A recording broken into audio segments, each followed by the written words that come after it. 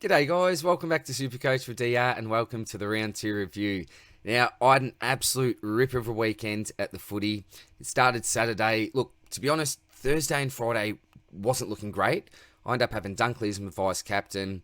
Fielded Hinge over McCartan, had to rip a game for a rookie, and I was just thinking that this is bad news, not getting off to a good start at all. But then got to Saturday, went to the footy to see the Lions play the Dons, caught up with Spills there and his brother Doyle and best mate Brent. And then a heap of Supercoach people as well, came and introduced themselves, said g'day. Joel, Andy, Jason, Dave, Heathy, Tugger. There are a few others as well. Sorry if I've forgotten off the top of my head now, but great to see all you blokes. Absolutely fantastic. Obviously had a Lions win. You'll see who I had as captain in a minute. I think you can guess it was his best score ever in his career. Almost got the double ton, so absolutely wrapped with that. So yeah, things worked out really, really well. Then after the game, went to Crown, stumbled our way there, caught up with George, and the other Discord boys, which was awesome. So shout out to all you blokes. George was the only one that had any fashion sense as well. He was looking absolutely spick and span with George. But yeah, great to catch up with all those legends as well. Fantastic time. And then on the Sunday, yeah, things continued pretty well, to be quite honest. So at the moment, what am I ranked? Just outside the top 12k. This week, 24.37, which is top 3%. The round rank was just over 5k there, which was nice. So certainly came back. And I don't think it worries that much at this stage what your ranking's actually like. I think when we get to sort of round 5, 6, 7, that's when you'll get a pretty good idea, I think. But yeah, look, tracking all right at the moment, and really, really excited this week because it's the first week of the price changes. So that means that the Supercoach stock market video will be up hopefully tomorrow night, latest maybe Wednesday morning. But yeah, it's going to be a big one, going to be a massive one. If you're new to the channel, make sure that you check that out. This will probably be one of the biggest ones for the year, I think. And I'm going to give a heap of member shout outs. Really appreciate those blokes that have just signed up as a member. Remember, all proceeds do go to Beyond Blue. So I will give all you legends a really big shout out when I get to the stocky this week as well. But really, really appreciate that, guys. You don't have to do it, but it's going a really good cause. So thank you very much. I appreciate it. But look, I think that's pretty much it. Let's get into the side. What I'll do is I'll go through a quick review of my side. I'll keep it pretty short and simple, I think, because I will go into a lot of detail during the stock market video. So do a pretty quick team review and then maybe talk about some of the trades that I'm looking at this week. Maybe using a boost. We'll see how we go. But that's it for the intro, guys. Let's see how the team's actually looking. All right, so we'll start off in defense. And as I said, I'm going to keep this one pretty quick because I'll go into a lot more detail later on the week. But Crispy with a 121. This is a reason why we don't trade our premiums or try to avoid trading our premiums, because they can bounce back in week 2. That's exactly what this man did. Really, really high tackle count. I think it was 11 in the end. A few clangers, didn't use the ball really, really well. So at the end of the day, if you trade him out, it really depends on who you trade him to. For someone like a Hewitt, you'd be wrapped with that. But yeah, I'm glad I kept the faith with Crispy. I don't think he'll go 120 each week, but if you can go 100 flat to 107, I'd be absolutely stoked. Does he have it in him? Maybe. I was really worried about the role last week. As I said, I was just thinking that it's not meant for him.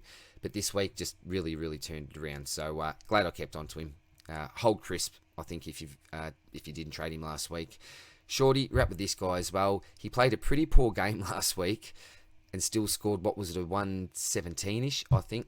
This week a 136, so consecutive weeks where he's gone over 115 plus, obviously over 130 plus this week. One of the safer picks I think you can have in your back line. If you don't have him, is he a must-have? Or, well, I'll tell you what, if I had a Whitfield, I'd be trying to get up to him, I think, because Lockheed Whitfield, something looks a little bit off to me. I made excuses, I think, for him last week, given the fact that I thought it was a really contested type game and just didn't suit him. But I don't know if it was the fact that he looked sore, or I won't say disinterested, because I won't disrespect the man like that, but yeah, something's off and I can't quite put my finger on it. So this is really, really tough to read this pick at the moment. I would love to jump ship, but there's probably some other things that I'm looking to do. But yeah, if he goes, a sub 80 again this week, then there's some massive red flags, and it would probably suggest that he's going to struggle to be in the top 8. But again, it's early days. He's got a lot of talent. We'll have to see. We'll have to see all this pick, but I'm holding for now. George Hewitt, love this bloke. Look, he's a little bit handball happy, a defensive type midfielder, always on the defensive side of the stoppages, but he's just got that ability to still win the football himself. On the outside, on the inside, he's great as well. Really great pressure type player. Just works well with the Carlton midfielders. And look, I know there's some chat, the fact that, Xerri was away. Walsh wasn't there the first week, so we haven't really seen the full complement of Carlton midfielders together yet, but I still think this man is going to spend the large majority of his time there. So I'm wrapped with this pick, and I advise that if you can, look to get him in your side, because at that price, under 400k, when we've got some underperforming premiums in our defensive lines, I won't say must have, but take a really, really good look at him and see what you can do to get him in. Chapman, super disappointed with this pick. Even with the 80 last week, I thought that there was a fair bit of mayo on that with the punch on the line. So really, I think this is the type of average that we can probably expect from Chapman. I overrated him a little bit and was one of those last minute type picks because I had Kitty Coleman there for such a long time and I was almost locked in to that structure and I needed to find a replacement. So I wish I had gone Bowie instead, but I just liked what I saw from Chapman in the preseason over what I saw from Bowie because look, Salem is out and I think that's really going to help him. But with Chapman, I'd advise that you get out of the pick if you can. Go up to someone like a Hewitt. Oh, look, I'm keeping for now because we've got players like Sin and Skinner that are not yet on the bubble. So my plan's to probably check them out for another week, leave Chapman in there and then reassess. But it's a very, very, very likely trade out for me at this stage and just hasn't worked, unfortunately. Hingy was wrapped with his game with an 84. I was really worried because I'd benched McCartan. Obviously couldn't use De Koning as a loop because McCartan was playing in the same game. So seeing McCartan's 80 and particularly seeing his first quarter intercept after intercept, I thought, wow, here's a 120 on the cards. It was an 80 in the end, which is a really, really, solid score in its own right. But the fact that I'd fielded Hinge, I just thought, this is a disaster. I've lost the rookie roulette again. But somehow I won it by 4 points, which was absolutely awesome. Now, obviously, I got Chapman there, but I was always going to field Chapman over one of these two blokes. So, the fact that Hingy played a little bit more time down back, more of a Supercoach friendly role, I really like that. So, wrap with the pick. All of a sudden, he's looking to make us a little bit of cash, which is good. Onto the midfield, so Jack Macrae was spewing I didn't have this guy as my vice-captain. He just had a usual Jack Macrae game. There's nothing really different each week when it comes to Jack Macrae. You're pretty much on repeat with him, I think. So 142, absolutely lovely. Probably learnt my lesson. Just go with him as a vice-captain. Look, if you did go with him and took the vice-captaincy score, be proud of yourself because it's a bloody great score to take. You're not expecting someone like a Lockheed Neal to go close to a double ton. So don't be too harsh on yourself there. You take that every day of the week, and it was a bit of a silly move from me not going with him as my vice-captain. But, luckily it worked out well for me. Talk about on repeat, Tuke Miller, 140. I think this is probably going to be close to his average for the year. 135 to 140. And that's a big call, I know. But he just brings everything that you want. And again, I'm just on repeat, so I'll probably stop there. You know how much love I've got for him. But, him or Macrae is M1 for the year. I'll toss a coin at the moment. What are they? 137.5, 138.5. So toss a coin at the moment. But I think both are basically must-haves. You've got to have these two blokes in your side. And talk about a must-have. I think most of us do have him. Lockheed Neal, as I said, I was at the game cheering this bloke on as my captain. I did have Josh Dunkley as my vice-captain. I think I may have mentioned that before. But this bloke's history against Essendon is just ridiculous. It's phenomenal. Now, I wouldn't just go Lockheed Neal's captain any old week. It was this week in particular where I thought, do you know what? I'm expecting a really decent score. Now, I wasn't expecting 198 decent, but I thought 140 plus was certainly in him. And that's why I ended up going for a Dunkley as well. Someone with a really, really high ceiling. And he's either going to go, your average mark, your 100, maybe to 110, or he could sort of push a 150, 160 odd. But he ended up failing as vice-captain. So it didn't worry me too much because I just had a lot of faith in this guy, and did he absolutely deliver? Kick goals, intercepted, ton of possessions, tackles, everything you want to see, this man did. So he is back in town. And look, I did mention M1 or M2, Macrae or Miller. This man might have a little bit to say about that, Lockheed Neal, but just absolutely phenomenal. And from a Brisbane supporter's point of view, so good to see him up and running again. Matty Rao, 71. So, yeah, almost half of what he scored last week. Still see he's averaging a 114 on the season, which is really, really nice. But, yeah, one of those down type games for him. And I think this will certainly be his floor. I can't see too many games where Matty Rowell is going to go around a 70 or below a 70. So, I'm not worried with this pick. Is he a must-have? At the price for what he can produce, I still think that he is very, very close to a must-have. But I think he played a little bit of a defensive role at times. A couple of things didn't work his way, but at the same time, at his price, for that average of 114 so far, yeah, take that every day of the week. So that'll be his floor, hopefully. Wrap with that. Now, Jared Berry, 76. So lots of people are thinking, I'm going to trade out Jared Berry this week. And then we look at that score from Matty Rowell. He actually scored 5 more than Rowell. And people are actually really disappointed with Berry. Whereas Rowell, I think more of the attitude, well, from people I've been speaking to is, that's okay, all good. Maybe they're forgiving him for that massive score that he had in round 1. But Berry actually scored 5 more points than him. Now, the issue with this pick was the fact that he was putting a pretty hard tag on Merritt. So is that good for his scoring? Is it bad for his scoring? Well, I'd obviously love to see him try to get off the chain and attack the football. We saw that in the first practice match, and we just thought, wow, here we go, he's an absolute lock. Now, I'm still keen on the pick. The issue is, we've got a man named Patrick Cripps, who I'll talk about when I get to my possible trades, who I think is an absolute must-have at this stage. And who do we take out of this midfield? Well, Berry's probably that bloke. Unfortunately, it's got to be on the chopping block. So I'll talk about that a little bit later. But look, I'm not too disappointed so far with the Berry pick. 71.5. We want that to be pushed up to an 85, 90 type. Can he do that? I'm not too sure. I think he's got it in him. But, yeah, if someone's got to go, I suppose that he's a likely candidate, for me anyway, in my side. Horn Francis, 98. This guy's just built for Supercoach. Not much we need to discuss. I said I was going to make this quick, so I'm just going to move on pretty quickly. Dacos, 53. A down game from him, but this bloke's got the talent. We've all got him. We don't worry about that. All good. We'd rather, closer to 100 like he got last week, but that's okay. Dill Stevens, really like the look of his game. We know this is one of those mature type rookies, been in the system already. Not one of those first years, similar to a Ward like Mcdonald, where we have a few more question marks over. Really nice role, played a super game. Thought he was going to get to the ton. Think he was scaled up, maybe over the ton at one stage and back to a 95.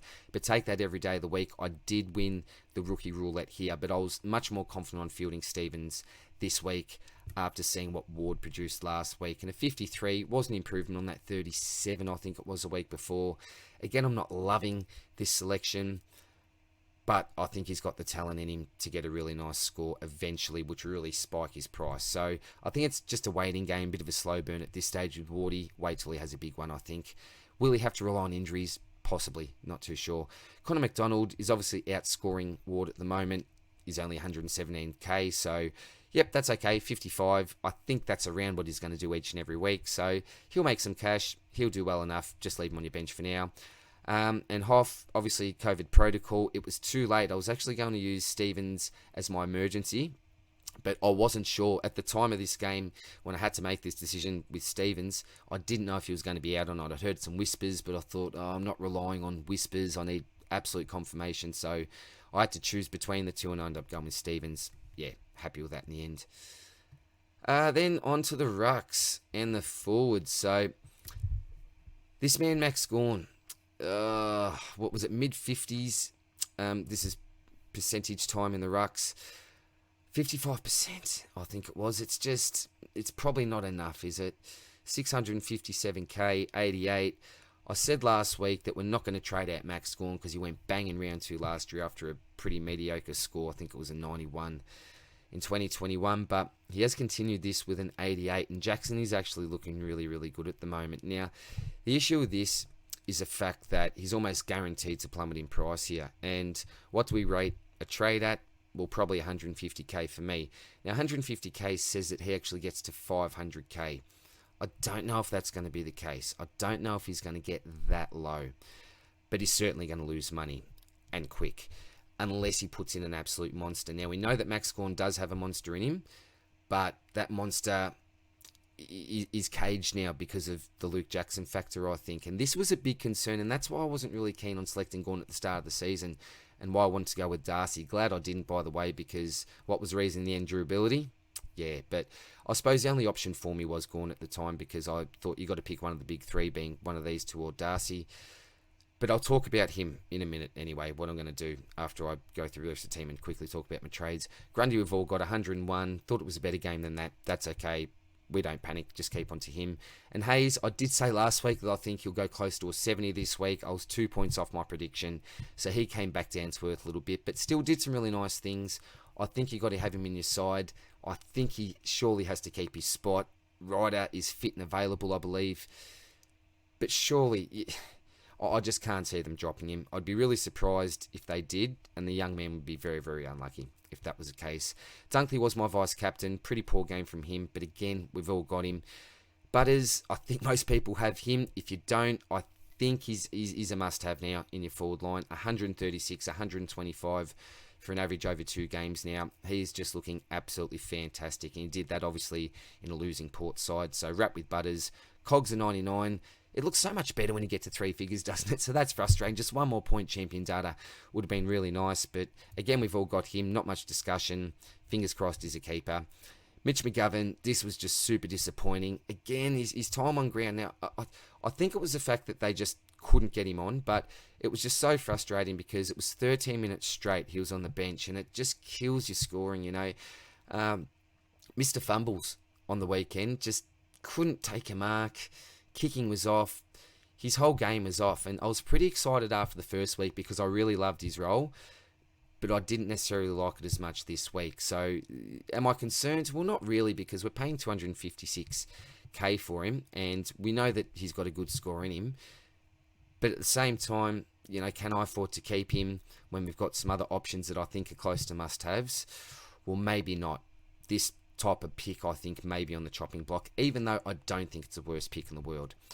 Will Brodie, excellent, 101, knew he had 100 in him. Remember, after last week, he was on about 70-odd at 3/4 time, so if you had to have actually spent some decent time on ground that last quarter when the game was on the line, he could have really pushed 3 figures, I think, that game. But he can find the football, you know, a bit of a clearance king. Not the best user of football, but again, I think he's got a really nice role, and I think he's proved himself enough to get at least some short-term job security, even when Fife's back, I think. Now, we know that Mundy wasn't there either. They are struggling a little bit in that midfield, but I think they need Will Brodie. Time on ground's always going to be a concern with him, but if you look at his time on ground compared to his overall score, points per minute is absolutely fantastic with Brodie. So, wrap that I've got him. Do you trade him in? That's a really tough one. It depends. Would you go McGovern to Brodie? Well, short term, you're looking at a 55, 88. You're saving 30-odd K. It probably makes sense if you haven't got too many other problems. That's a bit of a luxury. But I don't think there'd be too many that would have McGovern and wouldn't have Brodie, because I think Brodie is pretty highly owned, maybe around the 40% mark, I think. And Xerri, well, you saw the title of the round review, Sweet Cherry Pie. Now, this just worked out well for him. This could not have worked out better for Xerri, because he was playing against a West Coast side with a bunch of C-grade sort of type players, and that's no disrespect. I probably shouldn't say that, because they actually performed really well, the blokes at fielding, and congratulations to them. But you know what I'm saying, you know, it was a subpar West Coast type side, up against Bailey Williams and the other young fella. Nick Nat wasn't in the side. So what I thought with this game going into it was that we're going to really get a good gauge of probably what his ceiling's going to be like, because he's not going to find himself in these circumstances again, I don't think. Not many ruckmen would, I don't think, in their careers. So the fact he got a 120, absolutely fantastic.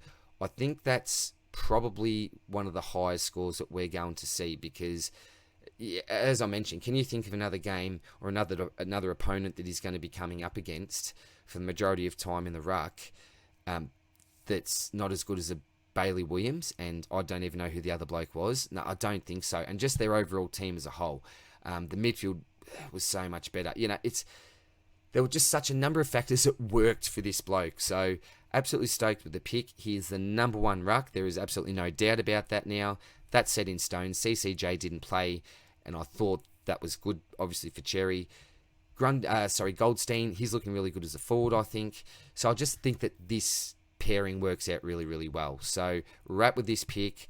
I think he's a must-have. Now, in saying that, remember this 120, you're looking at real ceiling type numbers here. But as a number one ruck, surely he can even go around the 80 mark, which is great value for 208k. Awesome job security, and we'll have DPP where you can swap with someone like a Jack Hayes, who I've got there as my R3 now. So all cool with Xerri. Absolutely love the pick. Rochelle came back down to earth a little bit with a 58, but that's what we got to expect. You know, I know that he's had a massive last few weeks, including the practice games, but it was just a matter of time where things weren't necessarily going to go his way.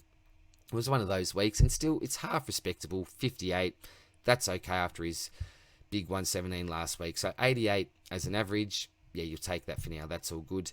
And Dixon, he'll probably become a loophole, I think, at this stage. So that is the side. Now, trades. I've got so many different options here. Do I use a boost? Do I not use a boost? I'll tell you what I'm thinking. Now, it's tempting to just get rid of a Whitfield, up to a Hall, up to a Stewart, just really shore up my defence. And I think that D1 to D4 is looking okay at the moment. Crisp, yeah, not overly sold on, but Hewitt, yes. Short, yes. Yeah, and Whitfield, no. So if we get him up to a Stewart or a Hall, I'd be wrapped. That would really shore up my defensive line, I think, or scoring power on field anyway. Chapman, do I get rid of him? So do I go a Bowie this week, or is he a bit of a flash in the pan? It's certainly an option because I really don't like the Chapman pick. Want to get out of him. Now, there's no one necessarily in my midfield that I'm keen to move on. I see potential in every one of the players that I've selected here. But there is a man named Paddy Cripps, as I mentioned before, who I think is a must trade in. So someone's got to go from my midfield. It's as simple as that. And then in the forward line, well, I'm going to keep on to Dixon as that eventual loophole because I've got the swing for now, which is going to be handy, I think. Rochelle, obviously a keep. Xerri is not moving. Obviously not Brody. Cogs, no. Butters, no. Dunkley, no. McGovern's probably the one. And this hurts because I was big on McGovern and I really did like his role. But yeah, I don't have to do this, mind you. I don't have to do it. But it's something that I'm going to consider. And Maxi Gawn. Now, this is the really, really big decision. Do I jump ship now, knowing that I'm probably going to jump back on the ship? That's the big question. Who do I go down to if that's the case? You know, English is looking all right, but not necessarily dominating in the ruck. Around the ground, he's looking absolutely fantastic. And with DPP, I think that he can be a top 8 forward. So that's working well in his favour. And then you've got someone like a Jared Witz. Well, I don't think in any way, shape or form that he's going to be a keeper or have keeper status, but he's probably the most reliable ruck at the most friendly price, I think, and we would be obviously getting him in order to upgrade at some stage. So these are the questions that are running through my mind. Now, Cripps, I think, is a bit of a must-have, so he's certainly got to come into my side. So this is what I'm thinking. I'm also thinking about jumping on board another forward that I had for a large period of time in the pre-season. I got a little bit spooked with the last practice match, but he is absolutely on fire. It seems like chasing points, but it's not that. I just think, given the fact that he's still playing more of a forward role and he's scoring like this, I just think that I've got to go with him, basically. So, this is a big move, but what I'm thinking is this. Maxi Gawn. I don't like this because it could really come back to burn me. But in's going to come Jared Witz. Then I hate to do this because he's my boy. And he's still got potential. So I don't want to do this. I really don't. What I could do is actually just get Ward out. Keep on to Berry. I could do that, but I'm actually going to use a boost, I think. So, Berry is coming out. And then Paddy Cripps is going to come in. So, I think he's got keeper potential, without a doubt.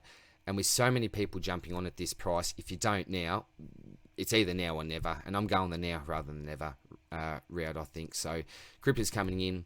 And then I've got 203k left. I could just leave it at that, right? Because the rest of the side is looking half decent.